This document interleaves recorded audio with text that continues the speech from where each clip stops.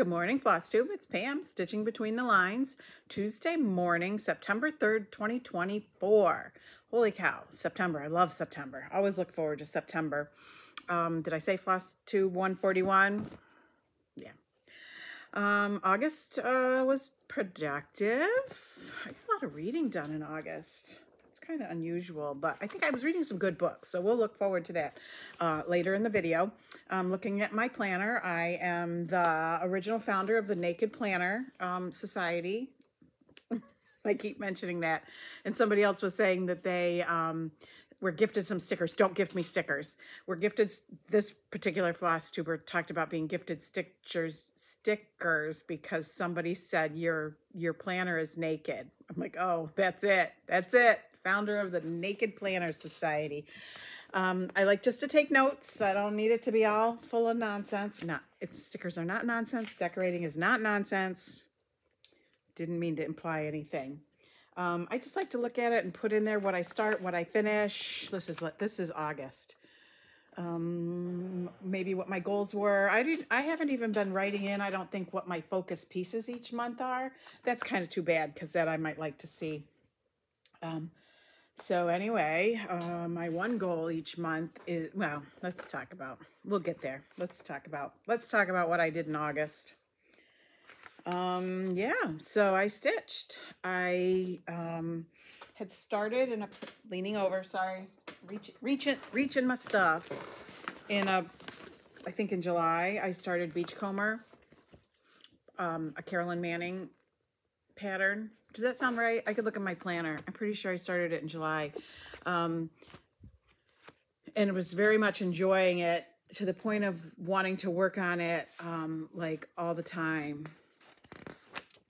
I'm looking at my, no, I started in the end of June.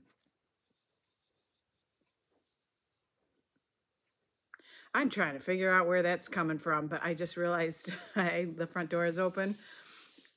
And so somewhere outside the front door is a cricket, because I'm thinking I don't usually have the front door open, but it's really very nice, mild temperatures, all of 64 degrees at 11 o'clock this morning.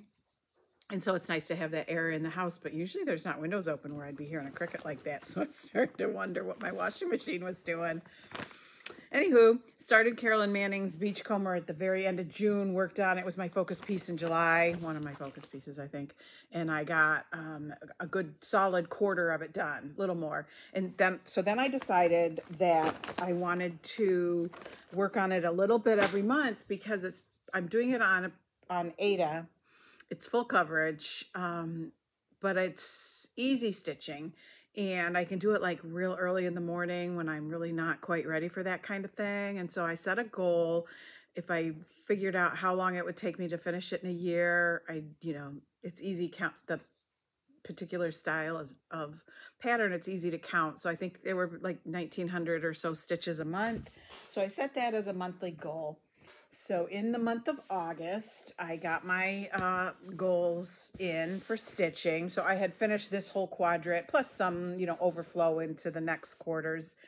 So this time I worked primarily heading down here, and I believe I did some of the coming around the corner. And if I have a color on my needle, I may use up the full 3 plies, okay. DMC 6 ply 2/1. I think it's 14 count. Ada. So pull it apart. I have three lengths of thread to work with from one pull of some DMC floss. So if I try to use all of that up. And so if I'm focusing on this area, but maybe I'm stitching this color, I will go look for where else that color crops up. And maybe it's not this one, but maybe it'll just be a couple here, or maybe it'll be here, that kind of thing. So I pop in a little bit of it just to use it up. So when I go back to working on this, probably this, because it's the emptiest part, I'll probably work on this, which will lead me over to filling in this part. So there's some logic, not necessarily logic. So it's coming along beautifully. And if I stick with this plan, it'll be done next summer. And I also bought the birthday cake one, which is such pretty colors. I showed that a few videos ago. I believe it's the exact same pattern. So if I'm not going crazy, maybe I will have started that one too, or started after this and work it in a similar fashion. So that was August. It will continue on into September to get its allotted stitches, as long as I can stick with the plan. I'm trying. And then my other focus piece in August was Let Freedom, no, I said that wrong, right? Did I say that wrong? Is Land That I Love, Teresa Kogut.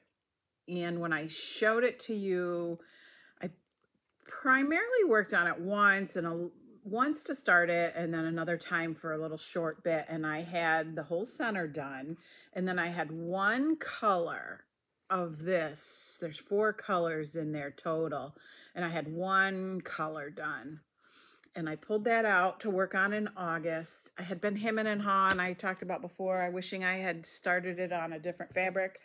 It's on a piece of 20 count Aida, and so this was kind of one of my first real work things on 20 count Aida, and I was liking it because it's so easy for me to see. 40 count is a chore, and I would not have done a big piece like this on a 40 count because it would have just been such a chore.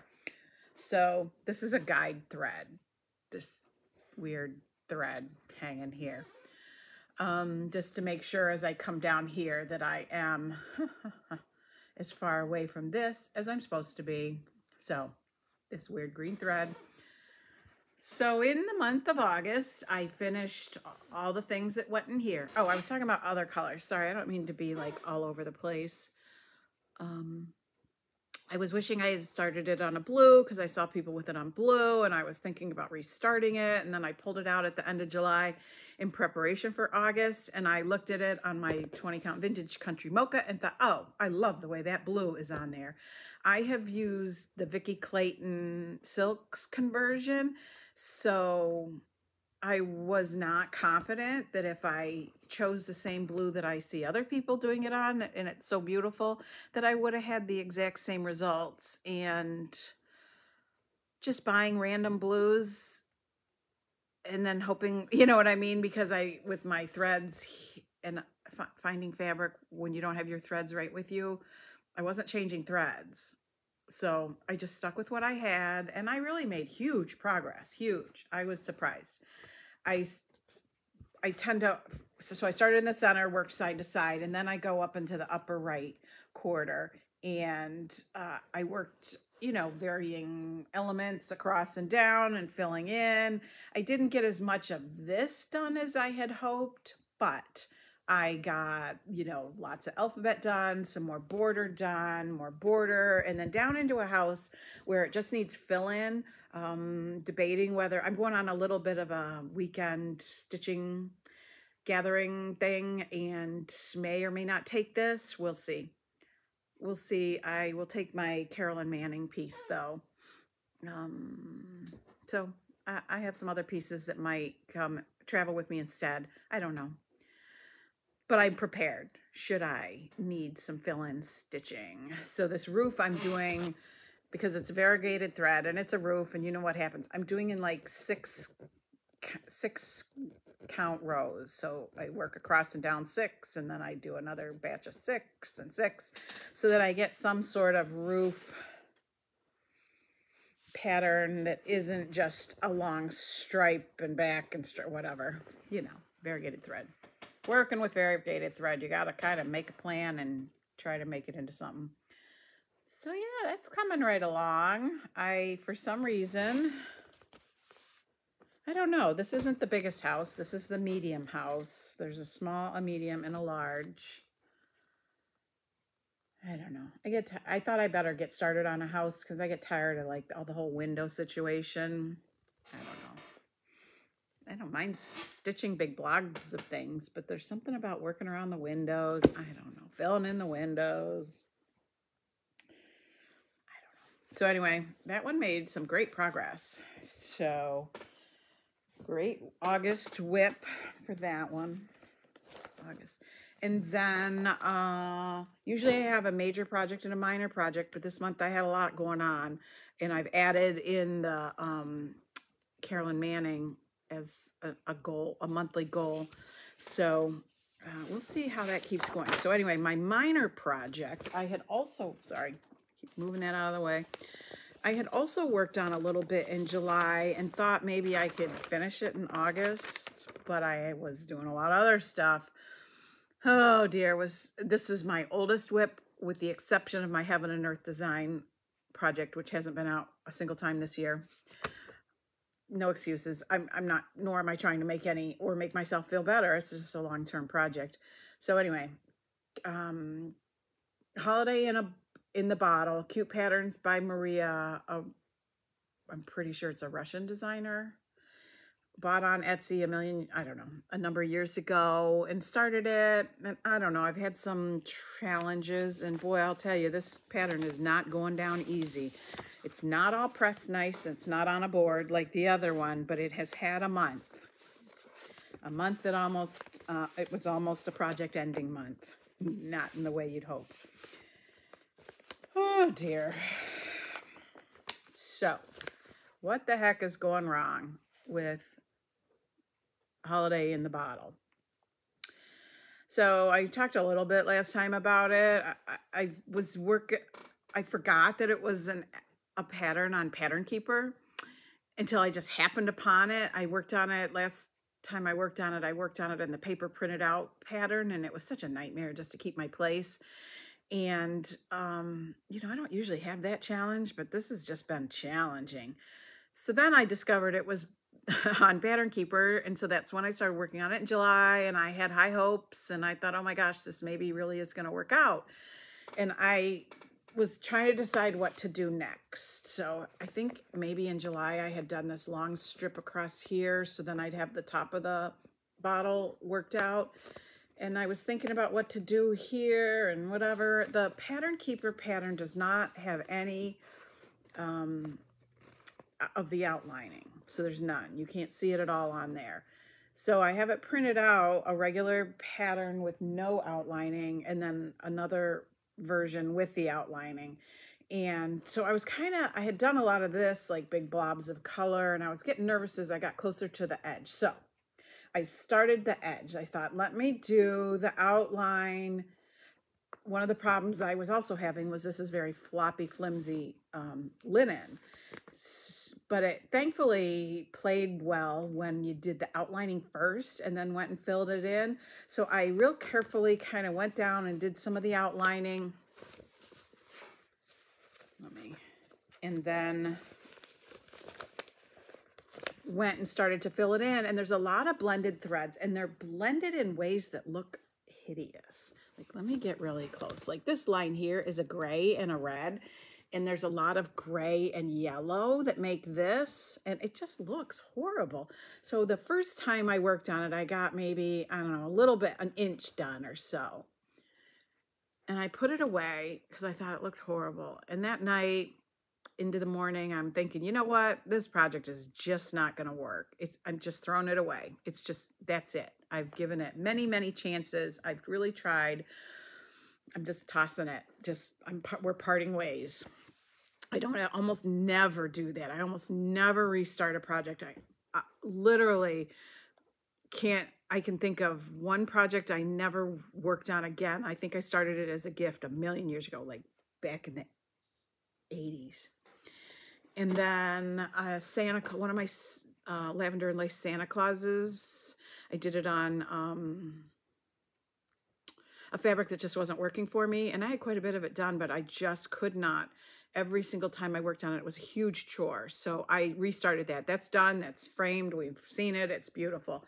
So this one, I'm like, I don't even want to restart it because it was such a challenge from the get-go. There's so many blended colors that just don't look good. I feel like what you're seeing might be okay because I think you see this from a distance. I think this one is getting mounted and hung way high, way in the back, somewhere. Anyway, so that's my decision. So it gets time to like pull out stitching on that day. And I thought I pulled it out. I'm like, all right, maybe it doesn't look that bad. So I just kept going. So I worked my way. slowly. I can do it, hours. It takes me several hours, and I'll have done like 200 stitches because I'm going between my Kindle to look at the pattern keeper, and I'm going between the pattern, paper pattern, and in pattern keeper it doesn't distinguish whether it's only a half stitch or a whole stitch. And I was really like, the first time I really got the pattern keeper out and worked on it, it said I had like, I don't know, let's just say 15,000 stitches. I was 10% done, some absurd amount. I'm like, there's no way. And I discovered in pattern keeper, it's listed the pattern twice. If you printed out the pattern, the second version has all the outlining. So then one night I just went through the whole second version on Pattern Keeper and I marked everything as stitched. So that gave me a more realistic picture of what I had left up here, which is half. Right now, after what I have done, half. I still have half of this thing to go. So I'm still, you know, going along. Somewhere over here I got off somewhere, but it's like one stitch. I don't know, something in the curve went wrong. Probably I was at the point where I was getting tired and I just did it. And so the next time I went to pick it up the next day or so, I came up, and then I thought I better start this jingle bell so that I can make sure I'm really gonna get up there to meet it. And I had to boost it up one stitch. But now as I'm filling in down in here, I'm discovering that the problem was in this curve. So anyway, I'm doing a little bit of the outside of the curve, a little bit of the inside of the curve, plus filling it in hopes to just kind of close in on the problem area. And I don't think it's going to matter one iota. As you see, there's not like a lot of like, you know, rigidity to this pattern. So anywho, it says I have half of it to go. It makes no distinction between half stitches and whole.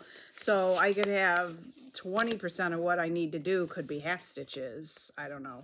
This is stitch dense, and I've only just started the very,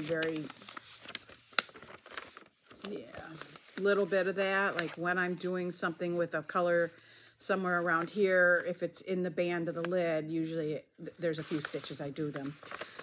So I'm making progress.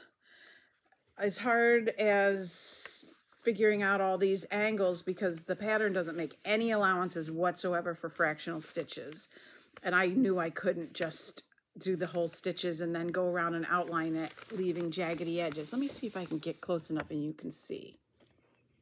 I'm looking for a jaggedy edge spot to show you. Well, over here you can see it. You can see how there's part of that gray stitch, these gray stitches that could be done at an angle so that they are within the outline.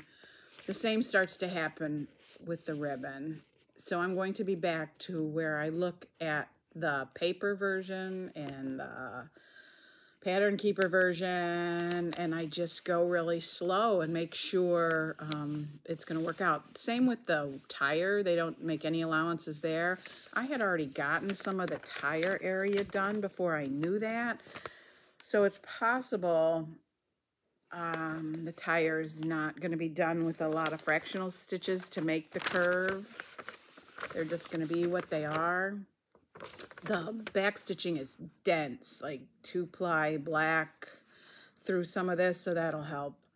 I mean, you can see this is a couple plies of white, so there's a lot of back stitching to do all around the tree, all around the ribbon. So I'm plodding away at it. I was working on this last night, so that's why it's not all pressed in on a board and everything. I need to get done the little bits that I feel like doing. So I didn't want to, you know, take it out of circulation too soon. So I'm going to keep working on this a little bit. I really had hoped to have this done in the month of August, but at the same time, Land That I Love just really dominated my heart, I think, in August. I meant to have this done in August. Did I say that? So I left the last week of August to work on this, and that wasn't nearly enough time. And when it wasn't going well, I picked up Land That I Love a time or two. But I am at least making headway. I keep thinking I'll finish this and then I'll be, okay, so I'm so obsessed with my 12 whips and dropping down below, and then I can start something new, and I'm filling out my planner. I have 13 whips. I had 14, finished one thing. I'll show you in a minute. And so I can start all the things I want, and there's liable to be a big burst of starting, so don't feel bad for me or anything. Anyway, that. So what did I finish? I showed you this last time that I was working on out of last year's ornament issue of Just Cross Stitch. I was doing this one. I had seen last year at the end of, or sometime, after this came out, somebody had bought a finishing piece at Hobby Lobby and fit it in there.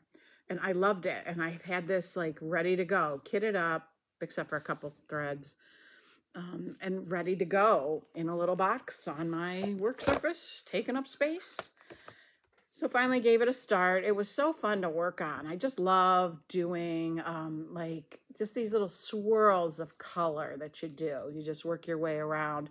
And they had finished it in the heart, the O of the joy sign.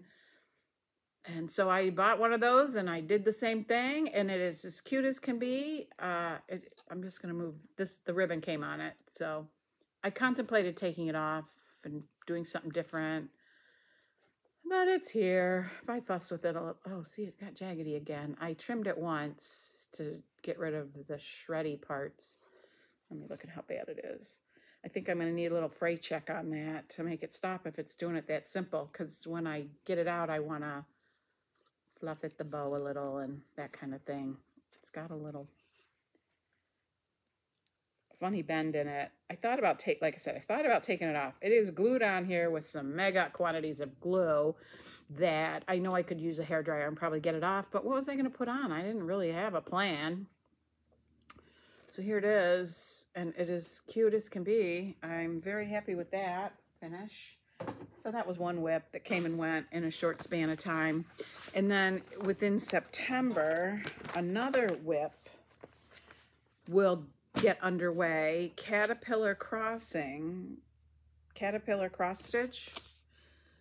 And then this is blurry. Is doing a stitch along a Christmas, the Holly Jolly Kitchen, and the first part is released in mid-September. So I'm very much looking forward to starting that. I'm not sure if we know that. Oh, you can order just the pattern, and it's PDF. It comes from the UK, I think. You can order just the pattern and get it PDF. You can order the kits and various elements in the kits. My kit, I ordered, my pattern will come PDF, emailed to me regularly. I'm assuming it's still available. I don't know. I was watching for the date when you could pre-order, so I did, and my stuff came in the mail. I ordered the 28 count linen in a pretty, okay, let me touch my screen. There's a cat hair on my screen, so when I put this up here, it looks like there's a giant piece of cat hair on my fabric. On this really pretty, I don't know what they call it, if they gave it a name or not. It just says, oh, on a 28 count even weave. I'm going to say it's a linen. Holy cow, I see slubs and everything, so I'm not thinking that's an even weave. Yeah, it says even weave, but there are some thick and thin lines in there, so I think the word even weave is being tossed around a little willy-nilly. But I ordered the threads, the kit with the threads that came like this. So other than serging the edge of my fabric, there's a needle in there. Whether it's my kind of needle or not is yet to be determined. I will put this in a project bag, and I will be ready to go when that pattern is released in a couple weeks. So that'll be a whip. I love Christmas baking, so that's why I think this drew me. Their needle minder you could order was a mincemeat pie, which that is one of my childhood favorite things, was mincemeat pie. I think one of my daughters likes it. I never make it. Nobody eats it. I always say, I mean, my husband, who doesn't really like sweet, super sweet things, I think he would love mincemeat. He likes raisins. Mincemeat doesn't, I think as kids, they were like detracted by the name of what it sounded like. There's no meat in it. Once upon a time, I mean, you can find recipes for mincemeat that include meat, but it's just not a super sweet. It's tangy and with raisins and cut up other fruit things. I don't know. Yeah, love mincemeat pie. So anyway, that's what made me do it, because I'm pretty sure somewhere in here is a mincemeat pie. So I thought that would be fun and a little outside the box and, you know, whatever. Not super planned for, like all these other whips that are everywhere else. Whips, kits, projects, patterns. You know, I try not to buy a ton of new things because I have so many things. Doesn't mean it doesn't happen. But anyway, that's not topic of conversation right now. So what am I doing in September? I am going to keep working on Holiday in the Bottle. I am going to do my Carolyn Manning allotment, and my focus piece is going to be this pattern that my son and daughter-in-law got me for Mother's Day, which was Madame LeFay's Halloween, which I started right away when they got it for me on a piece of 28 count even weave. I think the color is mushroom. I bought a bunch of this on one of the stash unloadings. Love, love, love this fabric. I know it's got its things and that people don't always love it. And shockingly enough, I started right in the middle where the bats are. I don't want to talk about bats. Don't anybody tell me how good bats are. We had a bat catastrophe in my house, a bat. So very, very recently. I don't want to talk about it. If I can, I leave them out of my pictures. Don't even tell me how good they are. If they're coming in my house, they're not good anymore. So I'm looking forward to working on this. I think I'm going to move to the lantern. I think that'll be a fun color. We'll see where the stitching takes me, whether it takes me to boxing this in and starting to fill this in or what. I don't know. That's the thing about the Madame LeFay patterns, is there's a lot of potential for areas to go to and fill in the box or keep going with the motif, whether it flows in or out of a box. I don't know. So I've been looking forward to this being a whip. So I may be working on this today. Probably, I mean, it's September 3rd, but Holiday in a Bottle, I'm still kind of like, trying to push through. All right, so that's all my whips and plans and those finishes. So a couple months ago, I mentioned that I sent some things out to get FFO'd. I had reached out to a finisher from Facebook that, like, when I send things out, like I have sent them to Vanna, but Vanna is retiring her business. So I found this one on Facebook called My Finishing Touch. My Finishing Touch. And look for her on Facebook. She shows beautiful things that she's done. Michelle Rogers. I will put information in the drop down. Doing the editing and the uploading on my iPad, sometimes it works easier for me once it's uploaded to go back in and edit and put in the information. But I'll try to do it any way that I can. But in the meantime, I'm just putting it here, My Finishing Touch. I contacted her last winter. It was winter. And she said, I'm very, very busy. Reach out to me again in early summer. And so in my mind, I was ready. The pieces were laid out and stuff, and I was going to email her again.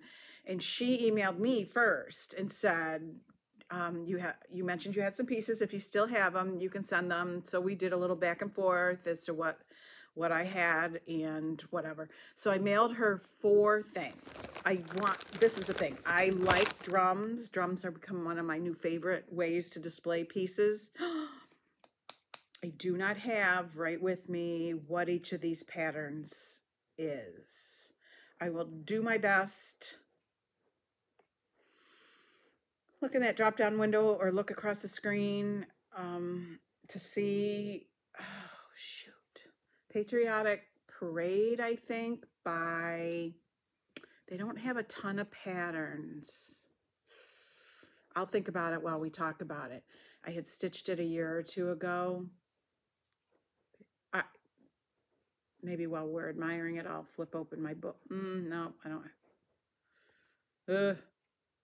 I'm recording on my iPad. On my iPad, I use the X-Stitch app to keep track of my whips, and the details would be in there. But usually I don't put the book or the pattern away until I'm full on done showing it, talking about it, you know, writing down the details. So anyway, I stitched this. So anyway, I'll try to let you know. I want drums because they sit really nice, like anywhere you want to have a display, have them be an element in a display or in the china cabinet or whatever and wherever. So I wanted some drums, but of all the things that I feel like I am really competent at finishing, drums is not one of them. I did one drum, and I know a flaw that's in it, and I don't know how that's gonna go over time. So anyway, I sent her the fabric to finish the top and bottom with, this fabric that I had in my stash that I just felt like was the perfect Patriotic pinwheel parade. Could be.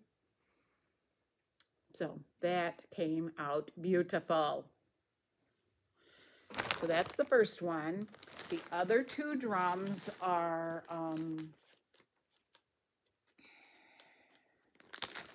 Tiny Towns. Who does the Tiny Towns?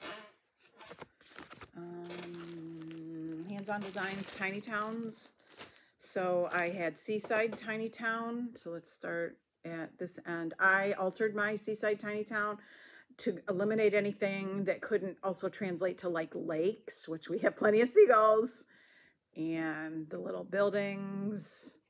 And I put the, what is it, the frivels, the little other pattern you can buy. I worked that into my scene, and I believe I changed the color of the sailboat. I think I also changed, there might have been a pelican up here, and I put one of the seagulls, something like that. So I sent this fabric. This is fabric that is like suede, but it's made to be sewn through with your regular domestic sewing machine. I had bought it and used it when I made a purse kind of bag, and a lot of times a purse has a reinforced or different fabric to be at the bottom of the purse, and that's what I used this for, because I thought it was, which it was, it would be nice and tough, because that's sometimes the first thing that wears away is the bottom corners, the bottom edge of a purse. So that's, I sent that for her to use. These surface stitches are my 100% favorite thing about a drum, I swear. And then I had Patriotic Tiny Town, which let me find the beginning. I don't think I made any changes to.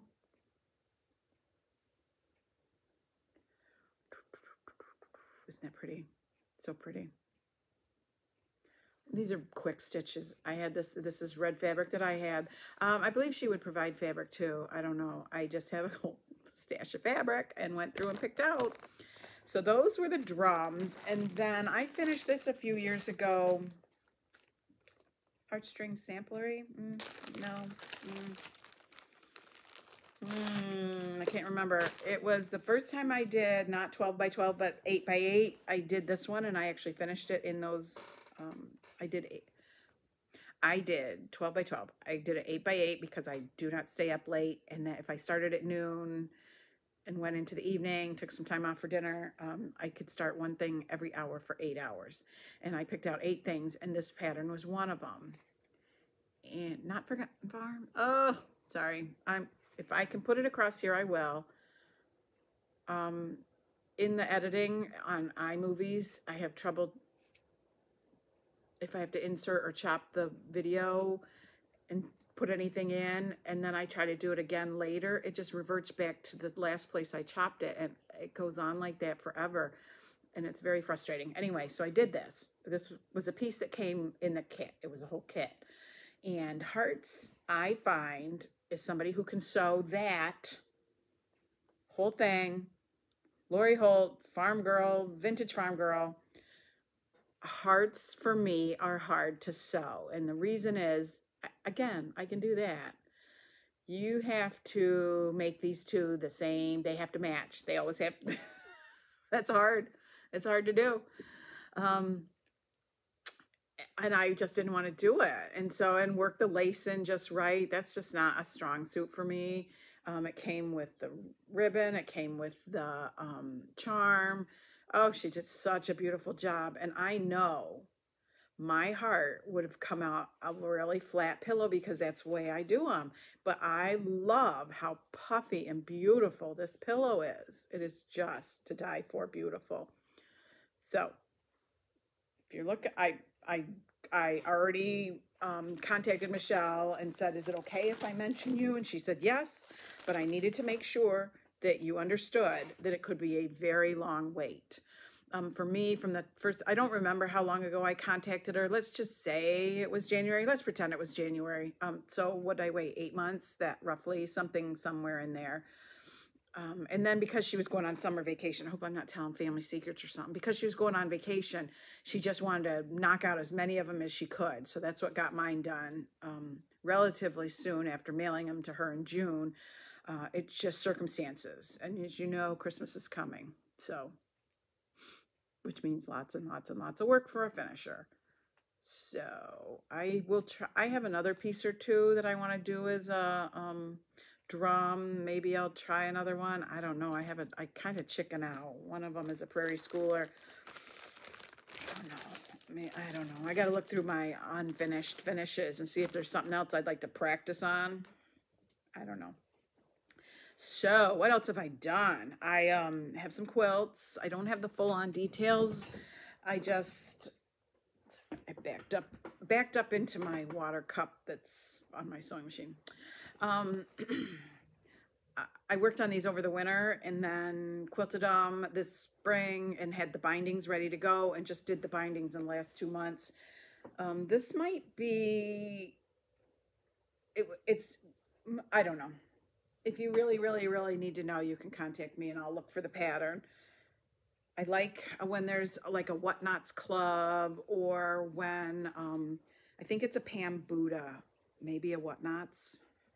Don't quote me, and because sometimes I have these things for ages and I go through and I just pull out all the small things. I took a lot of the small stuff with me when we went to our winter house where I was doing my babysitting gig, and just kind of slowly worked on them. This was a fat quarter box. I'm pretty sure the Patriotic box from last year or the year before. I'm pretty sure. No, it's got to be the Christmas box. And from the Fabric You Fussy Cut, the campers,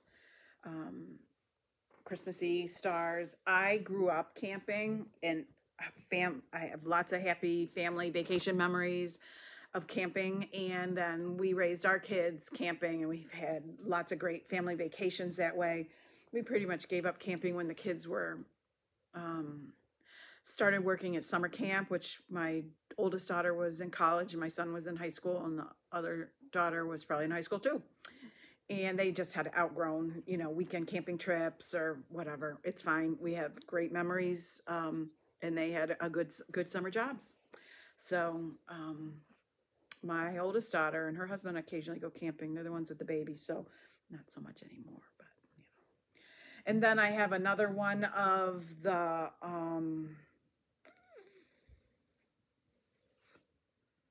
all right, look across the screen, or look in the drop down for, I get the monthly smalls from Laundry Basket Quilts.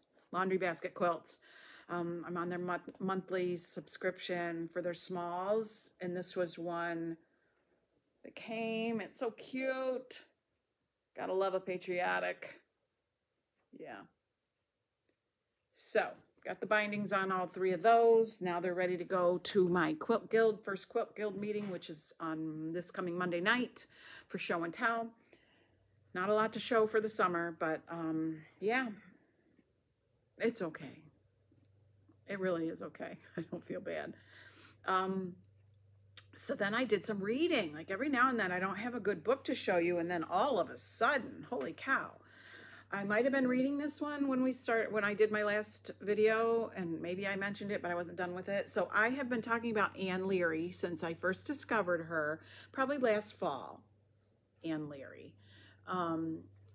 And this, I think, is my favorite one, although I really liked her nonfiction one about how she found herself in London, I think, having, delivering a premature baby and staying there as a result of having a baby. So that was a good one. I don't know. She hasn't written that many books. You can find it. Outtakes from a Marriage, about a young woman, New York City. She's got a couple kids and she's doing the, mommy thing, walking the kid to the, preschool and whatever, and feeling like the odd man out when it's sort of like those cliquey, posh moms. Her husband, though, is an actor and he's kind of famous. And she starts to piece together that maybe he's up to something he shouldn't be. And her handling of it was kind of intriguing. Sorry, I feel like I got fuzz in my mouth. And it was just a very, very good read. I very much enjoyed it. So Outtakes from a Marriage by Ann Leary. And then I've done this for a few years. I couldn't tell you all the authors, but I try to pick an author a year. Last year it was Charles Dickens. This year it's Ernest Hemingway, and I try to read at least 2 of their books. And what makes me pick them, I don't know. I've read several biographies of Ernest Hemingway, and I find him intriguing. I couldn't say why. Anyway, I thought this year's Ernest Hemingway, well, it got to be June, and I hadn't read or thought about it once. And I was at a little independent bookstore, and they had like one of every book of his. And so I went through and I picked out his books. And so I picked The Sun Also Rises, which was kind of a quick read. It didn't take long, but it was the stupidest book. Now, I'm not saying that in the year it was written, it wasn't a fabulous book. And I've only read this one. I have 2 more, so I hopefully will bring myself to pick one more and read it. There's so much not said. So we're supposed to, I don't even know what to say. Some people hanging out, drinking every night, way out into the night. One of them can't figure out what to do with their lives. They're all in love with the one woman that hangs out with them. And, oh, what are we going to do? I think I want to go to, I don't know, Brazil. But no, nobody else wants to go to Brazil. And then I'm going to Brazil. And then off he goes. And then the other guys go to Spain to see the bullfights. And then there's a bullfighter that the woman they're all in love with, that she falls in love with. And there's just so much not said. I think in our times, if you are an avid reader, there's not a lot left to the imagination. And if there was quite as much repetition as there is in this book, like every night they're at a restaurant getting drunk again and maybe getting into a fight. And then they stumble home, and the next day they're in a restaurant again getting drunk, and maybe somebody gets in a fight. And then they're back. So it's just like, that just wouldn't fly, I think, for a reader. Like, it wouldn't become any kind of book that won awards and people still talked about 100 years later. Yeah, it's just odd. I really don't know what makes this. Don't even, if you're an AP literature professor, don't even. Don't even. My one daughter can tell me all the things, all the symbolism that's in here and all the things and why it was and how it is and whatevers. I'm just an average reader who wants to get lost inside a book and a story and whatever. And I'm like, all right, already, where's this going? We want to go fishing. So we buy fishing equipment. We have the hotel pack us a lunch. We trudge our way. It's hot. It's hot. It's hot. We trudge. It's hot. We start fishing. We catch fish. We go back to the hotel. We go to dinner. We drink a lot. We do it again the next day. I don't know. Come on. Ugh. All right. So then I took myself off to the library last week or the week before, and just to check out what's on the new shelf and that kind of thing. Because, you know, my own shelf gets a little boring sometimes. And this was on the new shelf, The Night the River Wept by Patrick, which is a woman. And this book was very good. It is, I like a good crime I don't want to say thriller, because this really wasn't a thriller. I like a good crime story, like where there's a crime and there's all the how to solve it and how you know, question the people and where the evidence takes you and whatnot. This was like a combination, like a blend of a cozy mystery and a real good crime story. In the cozy mystery, if you've ever been somebody who's read those, it's like somebody who has no business trying to solve a murder is out there trying to solve a murder, whether they own a bakery or a needlework store or whatever it is they do. So this young woman who's married, lives in her small town, and is a little bit at loose ends. Her husband has been successful financially, and she doesn't really work or whatever. And she takes a job at the local police department bagging evidence. By herself 4 hours a day in the basement of the police department, bagging evidence in the evidence room where there's all these boxes of files, unsolved and whatever.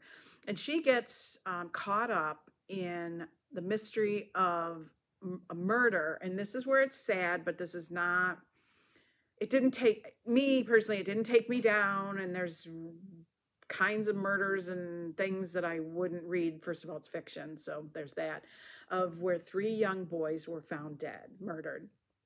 And so there's the story of her being intrigued by this. She was a very young child when it happened, so she has zero memory.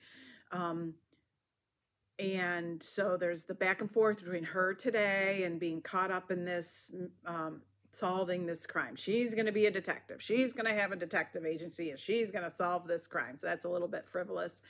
But then it goes back in the past and we're living through the days that lead up to these boys being murdered. And it was a good story. It was well told. Again, it's fiction, so maybe my detachment from the fact that a family with 3 boys, you know, I just didn't feel any like fear of, you know, something like that really happening, I guess. Trust me, I watch more real crime TV. Yeah. Anyway, very, very much enjoyed it. I'm going to look for her other book, which I think came out after this, The Floating Girls, maybe before it, I don't know. So I'm going to look for that and see what that's about. And I believe that's the only 2 books I could find by this author. So I'm going to see if I can track that down or get it on Audible or however. And then the other book that I read in like 2 days flat was a work of nonfiction called Pieces of My Mother by Melissa, let me look at it, Cistaro. True story. If you read and liked The Glass Castle by Jeanette Walls. Yeah, it's Walls, not Wells. I think Walls. This is very much like that. I don't know how, I think to myself, how can she wasn't an abused child. It was the mother walked out. So that happens right from the get-go. The mother walked out and left her 3 children with their father, who was a very nice father. You know, I think financial struggles were their financial struggles and the father's lack of emotional involvement, and maybe in the fact that his 3 kids had been abandoned by their mother. But this took place in like the early 70s and times were different. People thought different. People didn't realize the impact. The mother who walked out, her own mother died young out of her heart. She was heartbroken and drank herself to death after one of her sons was killed in an accident. So as a 12-year-old or whatever, when the brother died, I mean, she grew up in her teenage years for sure with an absent mother. And this girl, the author, all 4 of her grandparents died of alcohol abuse. So there is significant addiction problems in the family. But it goes through the then and the now. The now being she's an adult, she has children, and her mother wanders in and out of her life, but doesn't stay. She visits for a week. The kids go visit the mother. The sons are just a mess. That she had 2 older brothers with abandonment and addiction problems. Everybody's just a mess. Somehow she gets through her life and gets through high school, but as an adult, she's called back to her mother's bedside as her mother's dying of liver cancer. and also alcohol problems. And so she's there. Her mother's not real coherent, really can't explain anything to her, but what she finds, and this is a true story, so there's not really any doubting this, what she finds in her mother's office is a whole file folder full of unmailed letters to various people, including the daughter, including the brothers.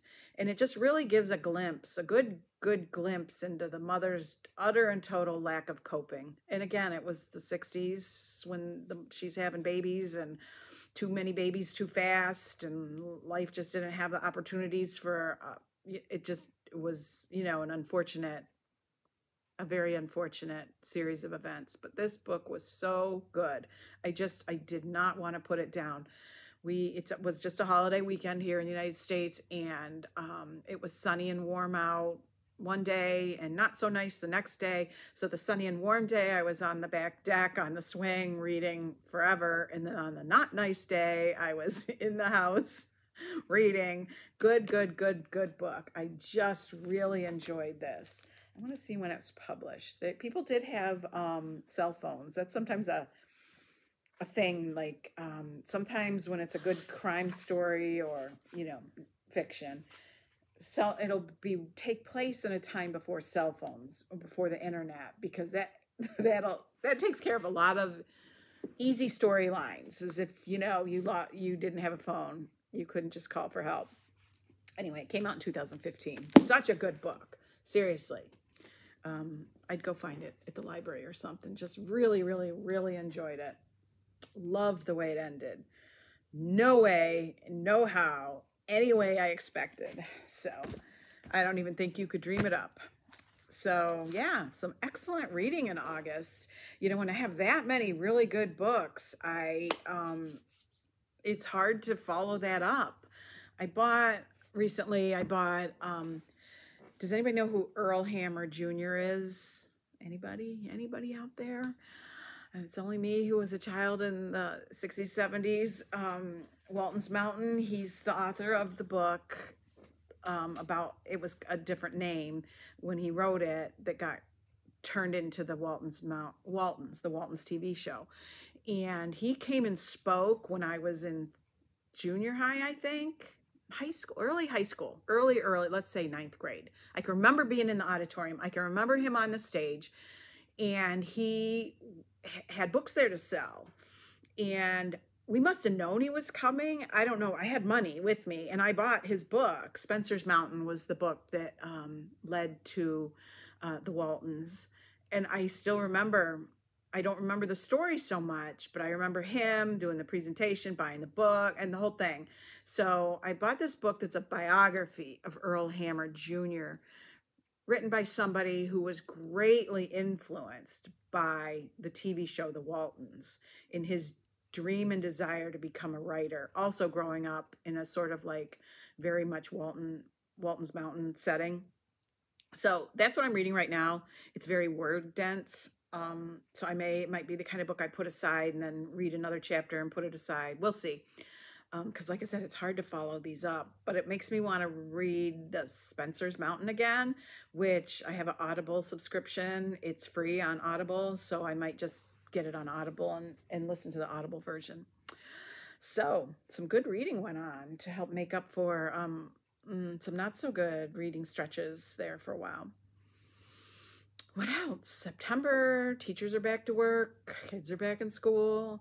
I will be back to babysitting a little bit. I'm not babysitting 5 days a week. I will have the baby, who's a toddler. She's a toddler now, walking, talking toddler. I will have her 1 day a week, one day every other week. Just depends on how the schedule works out. So I'm very much looking forward to that because, of course, I miss her. I miss being part of her everyday life. But at the same time, like I say, there's a reason 60-year-olds don't have babies. So, yeah, I liked raising my babies. And of course, I will always look back at having that time with her as super, super, super special. So let's just go on a tangent of parenting nowadays. No reflection on parenting. It's the medical profession has changed some in their advice and recommendations for parents of young children nowadays. I think most of us who have grandchildren know there's all kinds of things about the bedding and the use of the car seat in terms of like, you don't put a big bulky coat on them and blah, blah, blah, blah. So apparently, at a year old, the pediatricians say with the bottle and the binky, done, out, away, gone. So, that kind of breaks the grandma's heart because, you know, my kids, we had zero problems weaning or giving up any of those things, whether it was the thumb or the binky or time to be done with the bottle or whatever. It just sort of, you know, it was an easy peasy. I know it's not always that way. I think that sometimes, I think now a lot of the recommendation is because of dental, like what it does to the shape of a child's mouth. So I was with her the first weekend. She was supposed to be giving up the binky, which this baby, my granddaughter, teething is very arduous for her. My kids must have sailed through teething like nothing. It is tough. So we thought the drama was the binky, and it was really some new teeth. She's got some molars already that have come through.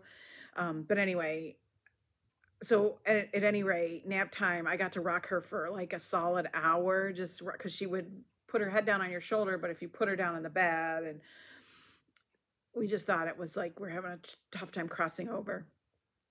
It turned out to be the teeth, and that the actual binky giving up went really easy once we figured out that teeth part and the Tylenol involved. And then around her birthday, I was giving her a bottle, and we were sitting in a chair that we don't often sit in. It has wooden arms, but it's a glider rocker. It's like a Craftsman style, and the arms are very severe, sharp, like straight and cornered, and so it's not the nice rock a baby kind of glider. And I was trying to be careful with her against that wood, so I was holding her a little differently. Well, apparently I wasn't holding her right, because she took my hand. She took my hand and she placed it on her backside or thigh or whatever, and then she patted my hand a few times. She wanted me patting her, which must be what I did. Absentmindedly, when you're rocking and feeding a baby, is pat, pat, pat, pat. And so that's the last time I got to give her a bottle, and so I have that memory, which is very nice. So anyway, I have to do a good thorough checking of my house and make sure there's no binkies, because there was a place on the changing table in the house where we go in the winter, is where I will go during the week to watch her. For the occasional day I'm going to watch her, to go through and make sure our binky box isn't there, and the things wherever we kept binkies, which was like everywhere. So, although my daughter said she found one once and she couldn't really care less about it. She put it in her mouth for a minute, and then as she put it, she found some other contraband and took the binky out to put the other thing in her mouth, which might have been a straw cup she found or something, you know, not something she was going to choke on, but it's kind of funny. So anyway, yeah, times are a-changing, and that baby raising. My niece, who lives in a big city in a different state, has a child that's 3 weeks younger than my granddaughter, and her doctor, same thing, between 12 and 15 months, both those things gone, non-negotiable. So yeah, it's not just my daughter's pediatrician. I'm like trying to Google online, does a baby really have to give up a bottle at a year? Do you really have to give up a binky, right? Because to me, that's like, that was too much all at once for just a 1-year-old baby. Come on. So anyway, yeah, so fall will be fun with that kind of stuff, baby stuff, babysitting stuff. I had my husband drag up all the fall boxes from the basement for decorating the house, so I get to do that. I always feel like I should keep up Patriotic through Labor Day, because I feel very thankful that we get to celebrate something like Labor Day. So yeah, that's my life in a nutshell that took an hour to tell you about. So I hope everybody's doing well and off to a good start in their fall if you live in the Northern Hemisphere and like fall and all those things. So yeah, have a good one, and I'll be back at the end of this month or the beginning of October.